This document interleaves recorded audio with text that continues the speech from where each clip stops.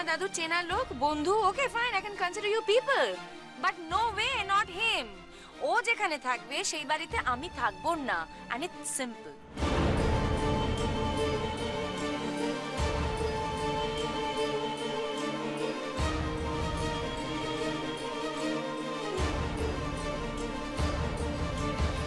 দিদি ভাই, এসব কি বলছো তুমি? ওকে তুমি চেনো? কখনো দেখেছো ওকে?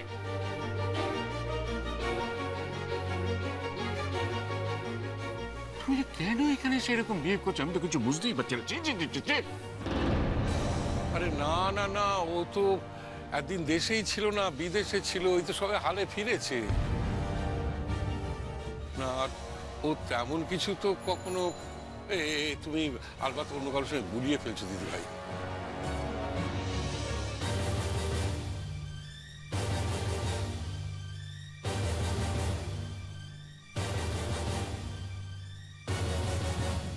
ও দাদু ভাই, এদিকে এসো তো, তোমার সঙ্গে আলাপ করে দিয়ে এসো। এসো।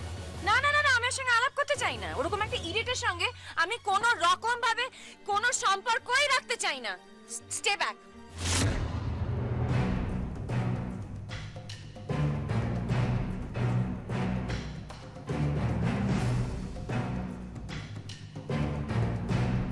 ফুলঝুরি, দাদু ভাই, আই মিন ইট। আমি তোমাকে বাড়িতে এসে বলেছিলাম না একজনকে যাবজ্জীবন কারাদণ্ড দিতে হবে? He is the one. He is that person.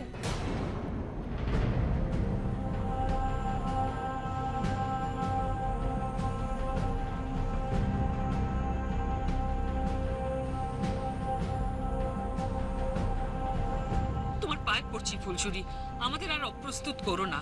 তুমি দয়া করে একটু চুপ করো।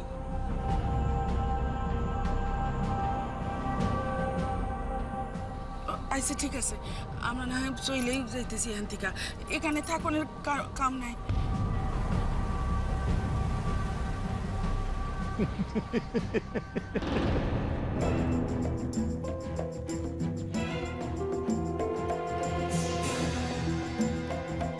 ও দিদি ভাই, আমার গোপাল কি এমন করেছে?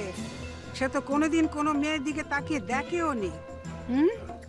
কি এমন করেছে? কোথায় আলাপ হয়েছে, কোথায় পরিচয় হয়েছে, আর কি করেছে যে তাকে তুমি এত মন্দ কথা শোনাচ্ছ, হ্যাঁ, এত অপমান করছো?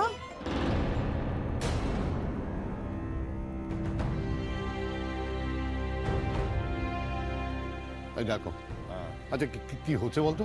আমি তো কিছু বুঝতে পারছি না। বলু, তোর মাথা কিছু ঢুকছে? না বদ্দা, আমিও কিচ্ছু বুঝতে পারছি না।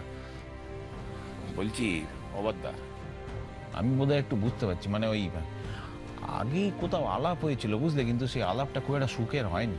না না, তা হোক, তাহলে মেয়েটা ওরকম রিয়াক্ট করবে কেন? হ্যাঁ, এই দেখো, বলে আমাদের সাহেব তো ওরকম ছেলে নয় যে মেয়েদেরকে অসম্মান করবে। হ্যাঁ, সে তো ঠিকই বদ্দা, যেটা জানতে হলে হয় মেয়েটির থেকে জানতে হবে, না হলে আমাদের ওই দেখো, সে আবার এগোতে আরম্ভ করেছে। মেজদা, আমার কিরকম নার্ভাস লাগছে। দূর তো নার্ভাস লাগছে যে আমার সাহেবকে কেউ এমন অপমান করতে পারে আমি স্বপ্নে ভাবতে পারিনি গো। সত্যি আমি স্বপ্নে কোনো দিন ভাবতে পারিনি। আর আমার ছেলেটাও হয়েছে তেমন। পৃথিবীতে সব অন্যায়ের প্রতিবাদ কেউ একাই করে ছাড়বে? থামবি? এ কোনো